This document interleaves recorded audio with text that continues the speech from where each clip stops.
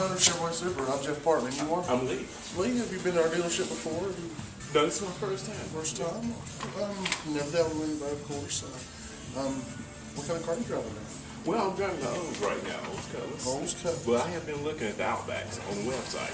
What do you like about the O's Colors? Well, the comfort and performance, and I was looking for something maybe a little bit more safe vehicle, and so you like the comfort. What don't you like about them? Well, all-wheel drive. I need something all-wheel drive. You've got a steep driveway and stuff. Right. I totally understand. So you've been doing some research on the Outback? Yeah. Awesome vehicle. It's going to be the car of the year. That should be of the year this year. Did you know that? Oh, no, I didn't know that. Okay, well, this right here is a 2010 Subaru Outback. Okay. It's the 2.5i Premium Edition. This car in particular has got a manual transmission. Is that important to you, manual automatic? Well, automatic. I prefer automatic. Do you prefer it automatic? That's not a problem. This car is available with a CVT automatic transmission, and what that is a continuously variable transmission. Basically what that is, instead of having first through fifth gear and automatic, right, you've got an infinite number of gear ratios within a band. It's chain driven as well. So what that means to you is better fuel mileage and less shift lag as you're driving down the road. That's going to be awesome for you. Most people are getting, that I've sold cars to, say they're getting almost 30 miles per gallon on the highway as well. Let's go under the hood. I'm going to show you a little bit about the Subaru under the hood and tell you a little bit about it. So, have you never driven a Subaru? Are you familiar with it at all? First time. I'm sure that you've heard about the horizontally imposed Boxster style engine. Basically what that is, instead of having your V-style engine, it's horizontal, it's straight. And the reason why they do that, it's a lower center of gravity, it balances better. It delivers 170 pounds of torque, 170 horsepower as well. All your stuff that you check on a normal basis is color-coded in yellow. Right here's your dipstick. Statistics show that 90% of people that buy cars don't even know where the dipstick is on their car. Okay. So I've done my job. Hey, right? I appreciate that, Jeff. Well, let me ask you this, Jeff. What is the warranty? The warranty on this is 336 bumper to bumper. You've got a 560 powertrain as well. You was telling me a while ago that safety was important to you, did you not? Yes. All right, right here in the fenders, right here, feel this. You see those little rivets right there? Those are called crimples on points, okay? And what that does is, if in the event that you're in a front-end collision, of course your airbags will come out first because it's got dual-stage airbags. But if you're in a frontal collision, the fenders will fold up like an accordion to absorb the impact. Back in the olden days, they made the cars out of metal, steel, rigid, you know what I'm saying? But it gave more G-force on the occupants of the vehicle. Now they're saying that it absorbs the impact, makes it safer for you as well. Well, let me ask you this, Jeff. Does this vehicle have like a breakaway motor mount? It does. It has breakaway motor mounts as well, and it's got a Mansfield hooks in the hood. So what that does is, in the I'll just demonstrate it.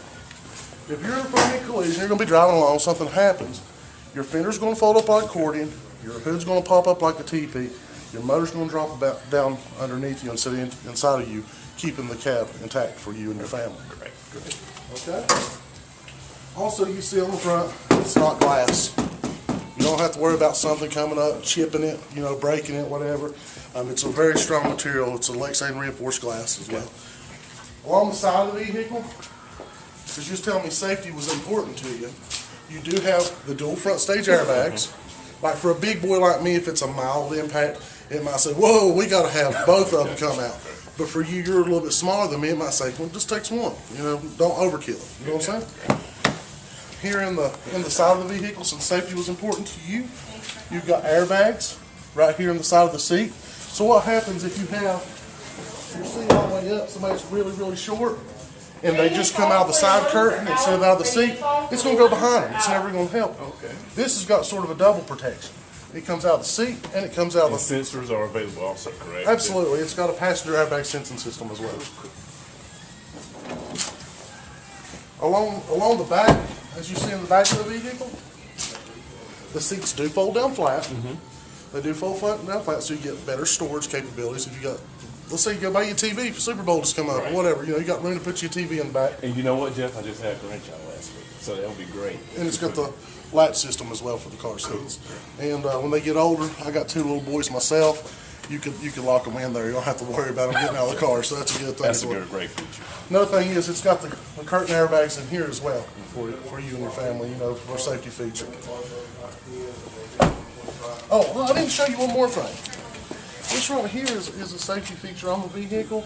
It keeps the cab from intrusion just in case you have a side impact. Of course, you know this is 5-star all the way around. It's been one of the picks for the safety. Did you travel a lot, Lee? Occasionally. This is a good thing. A lot of people want the roof rack mounting system.